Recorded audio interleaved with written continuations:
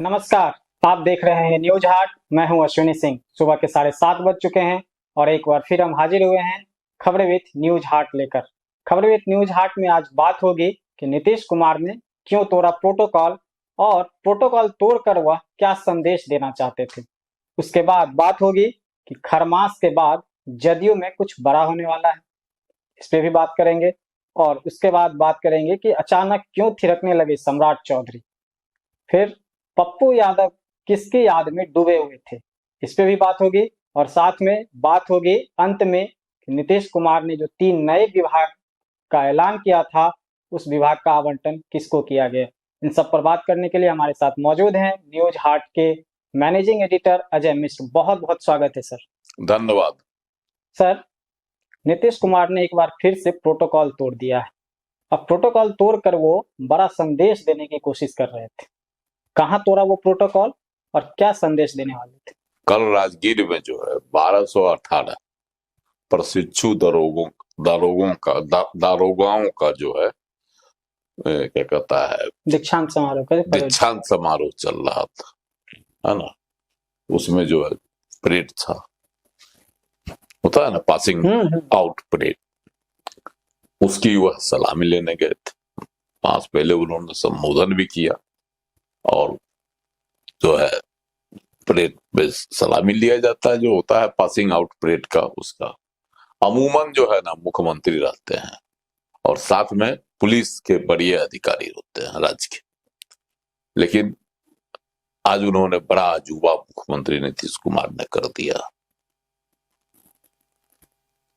जो कि देख सुनकर जो है वहां जितने भी पुलिस अधिकारी मौजूद थे स्तब्ध रह गए कि आखिर मुख्यमंत्री ने यह क्या कर दिया।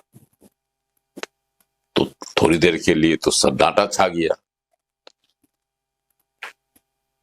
पासिंग आउट के लिए जो था, जो जीप थी सजी हुई, जिसके लिए स्पेशल जीप होता है, उस पर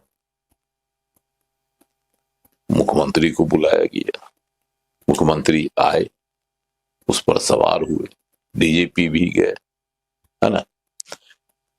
अब सवाल था कि इसके बाद तो शुरू हो जाता, क्योंकि सलामी लेना रहता है। लेकिन मुख्यमंत्री जो है बड़ा दूसरे अंदाज में दिखाई पड़े। उन्होंने जो है सबसे पहले सम्राट चौधरी को देखा और उन्होंने कहा आइए आइए, आप भी आइए, आप भी आइए। और सम्राट चौधरी, शुरू में सम्राट चौधरी हिचकिचाए जी, लेकिन जब जिद करने लगे तो आए, सवार हो गए। उसके बाद इनकी नजर पड़ी मंच पर बैठे हुए विजय चौधरी पर। वरिष्ठ मंत्री हैं, जल संसाधन मंत्री और संसदीय कार्य मंत्री।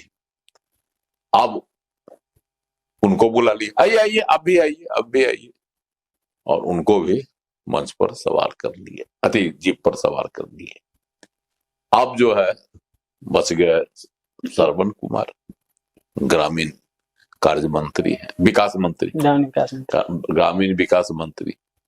अब श्रवण कुमार बेचारे जो है एकदम सकपका गए।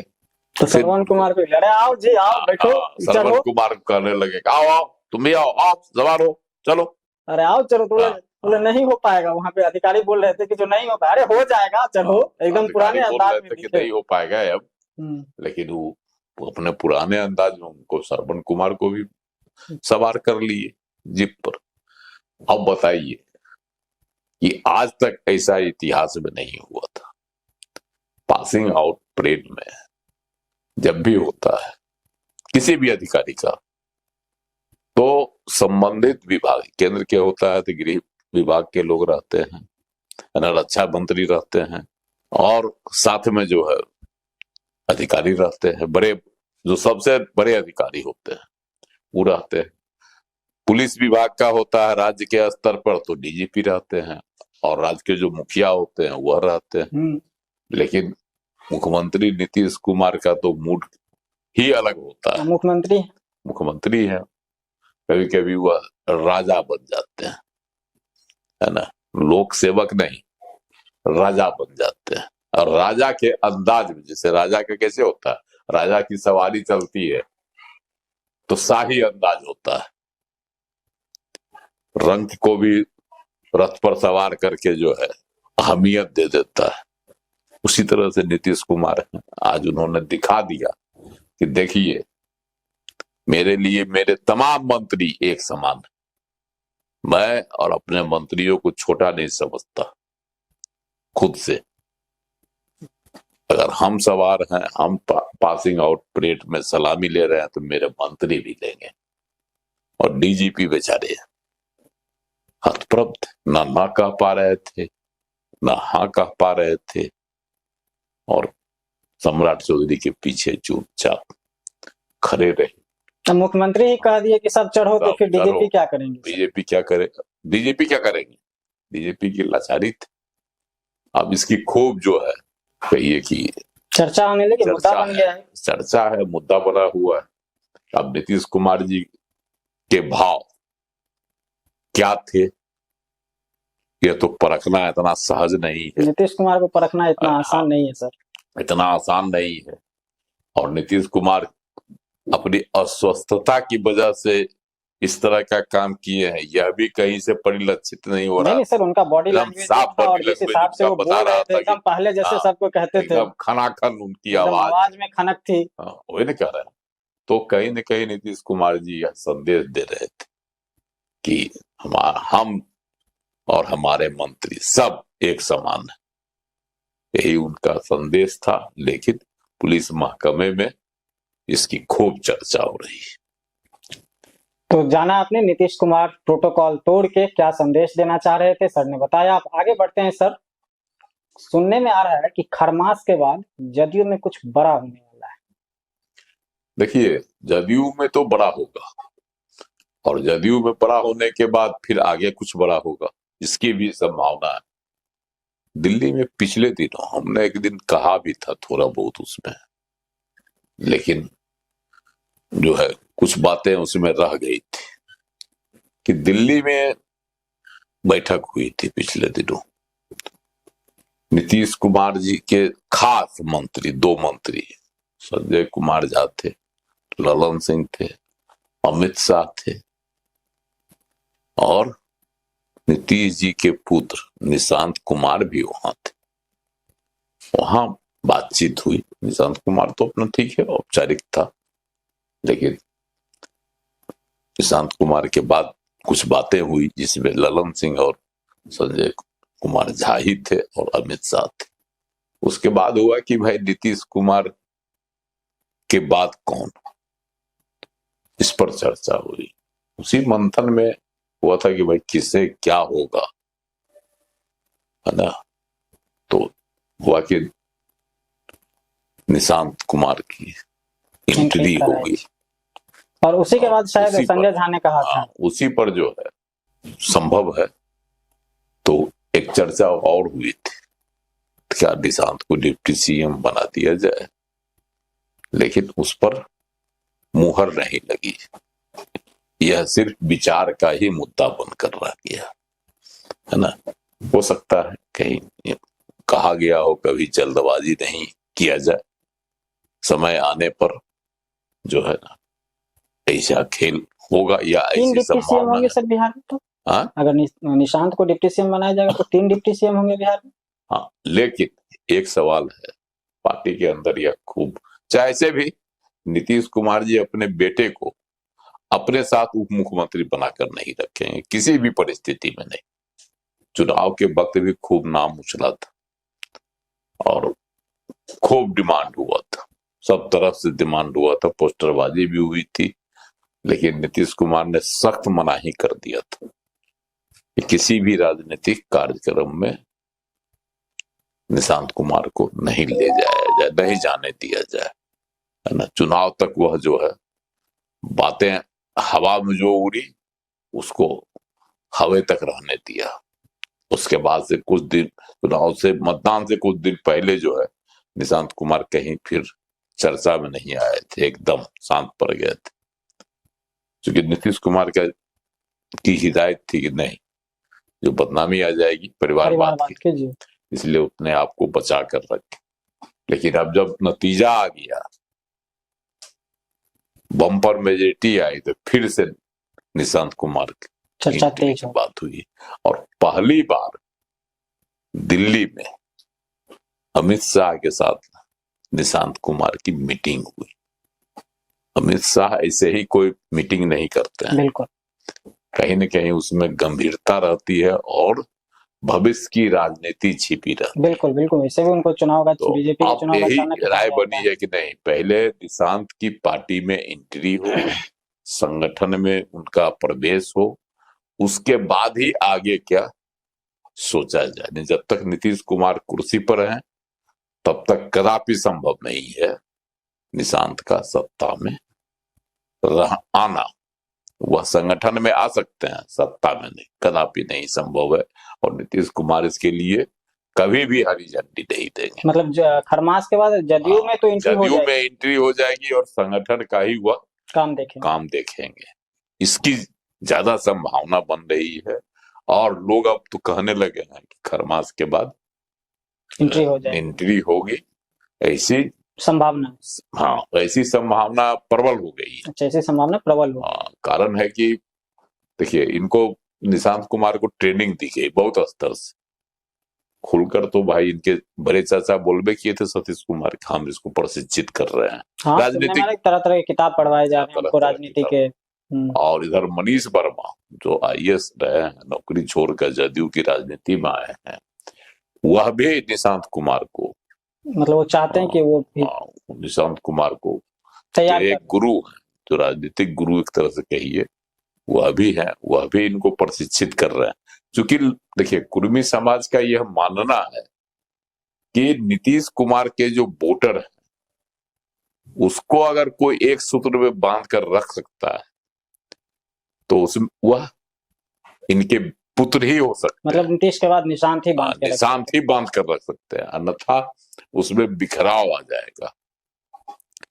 और जब उनके वोटर बिखर जाएंगे तो पार्टी टूटने की संभावना बन जाएगी। तो जो मेहनत करके नीतीश कुमार ने पार्टी को इतनी दूरी तक लाया, इतनी मजबूती दिया, वह जो है बिखर जाएगा, है ना।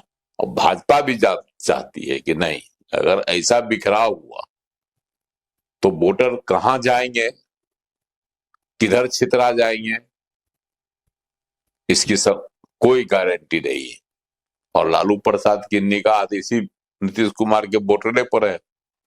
बगुला की तरह, जैसे बगुला की निगाह मछली पर रहती है पानी में, है ना, उसी तरह से लालू प्रसाद की निगाह जो है नीतीश कुमार के जो है अति पिछड़ा वोट पर है। इसलिए वो जैसे ही नीतीश कुमार जी मतलब राजनीति से अलग हुए, सक्रिय निष्क्रिय हुए या खुद को अलग किए, पट से लालू प्रसाद जी जो है लपक लेंगे, है ना, मछली की तरह।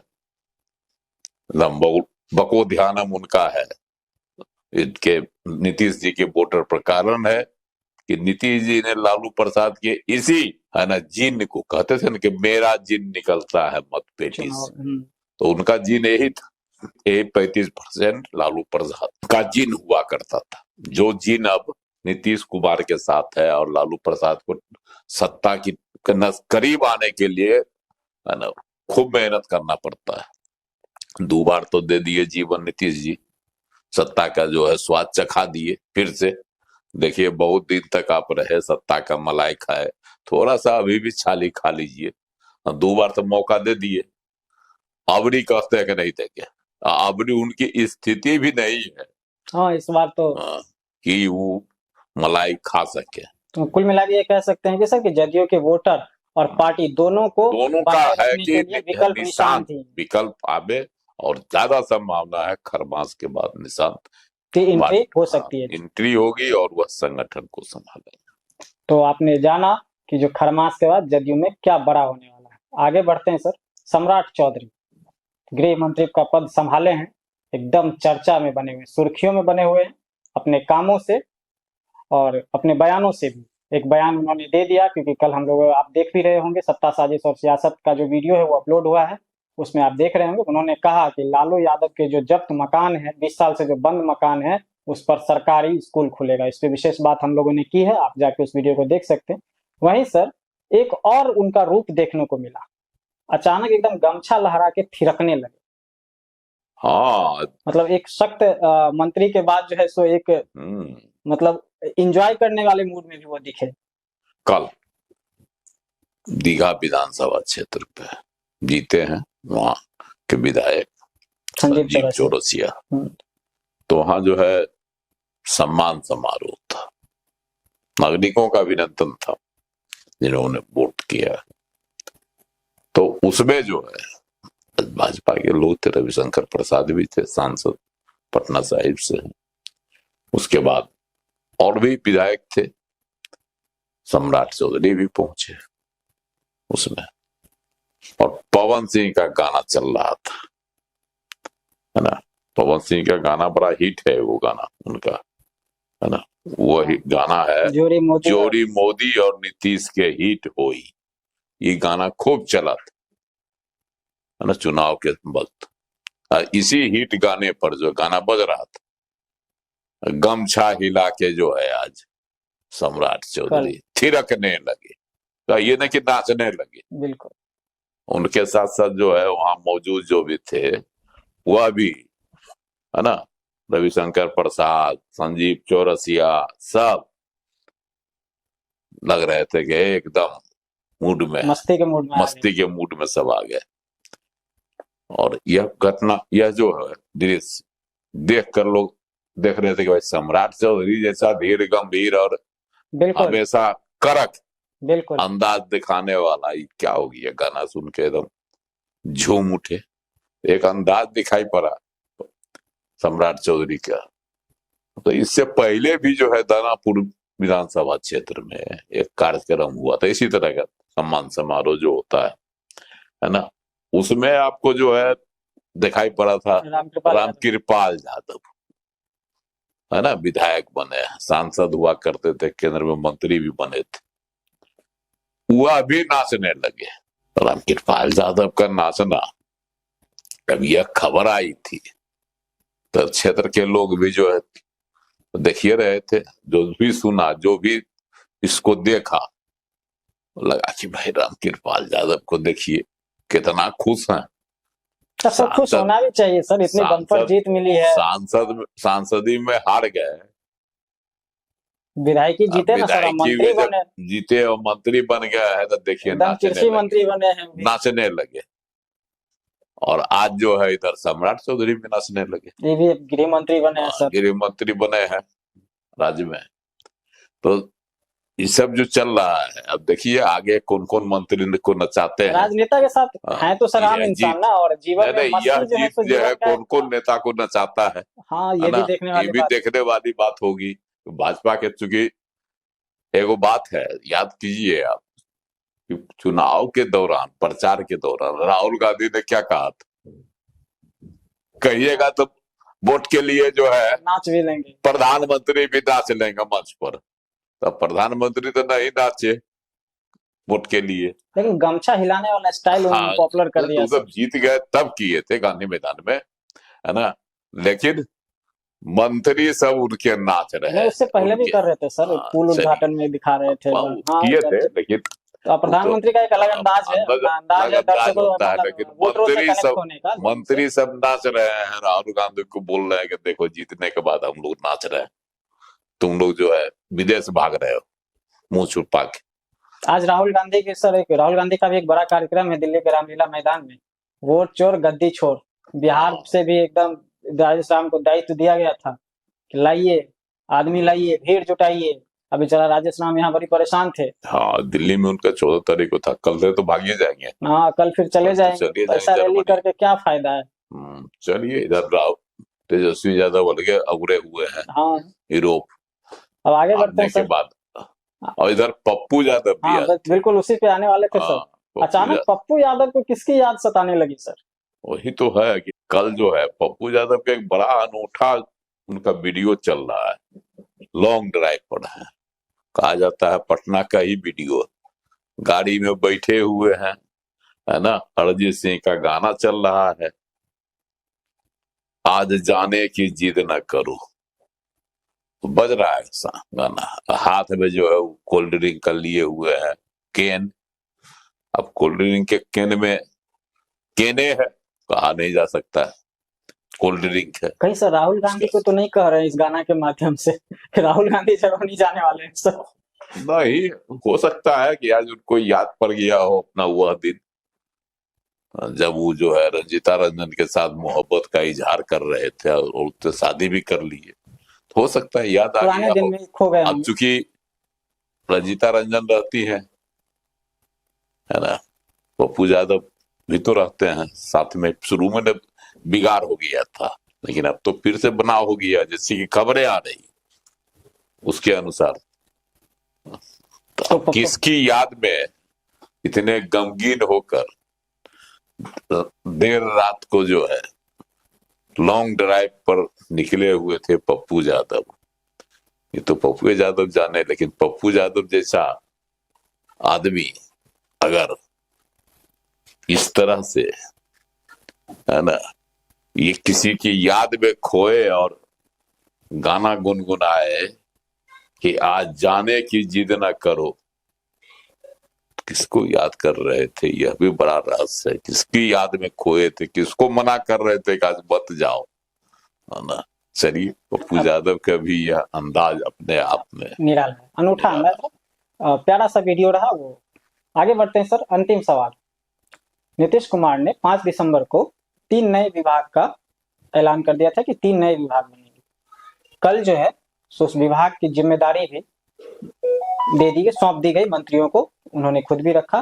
क्या था वो थोड़ा बता दीजिए। हाँ देखिए, 3 गो विभाग बनाए थे, खूब इसकी चर्चा थी, क्योंकि यह इसमें एगो युवा विभाग भी था, एगो आपको उच्च शिक्षा का विभाग था, एक नागर विमानन विभाग था, सिविल एविएशन वाला।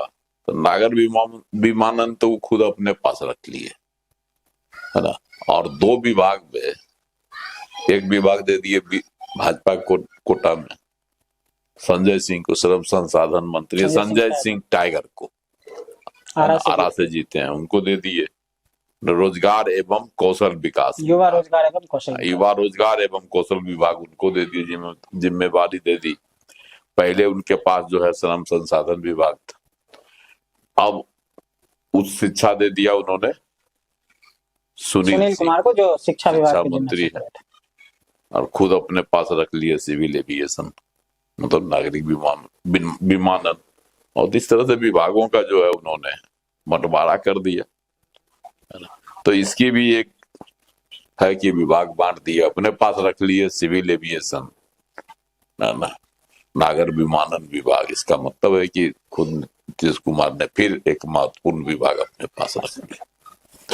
तो आज के इस वीडियो में बस इतना ही। तो आपने जाना कि क्यों थिरकने लगे थे सम्राट चौधरी, पप्पू यादव को किसकी याद आने लगी थी, जदयू में क्या बड़ा होने वाला है फरमाश के बाद, इन सब चीजों पर नीतीश कुमार ने प्रोटोकॉल तोड़कर क्या संदेश देने की कोशिश की, इन सब चीजों पे सर ने विस्तार से बताया। कल फिर मिलेंगे इसी वक्त। आज का यह प्रोग्राम आपको कैसा लगा कमेंट सेक्शन में जाके जरूर बताइए। फेसबुक पर हमारे पेज को फॉलो करिए, यूट्यूब पर हमारे चैनल को सब्सक्राइब करना नहीं भूलिए। बहुत बहुत धन्यवाद।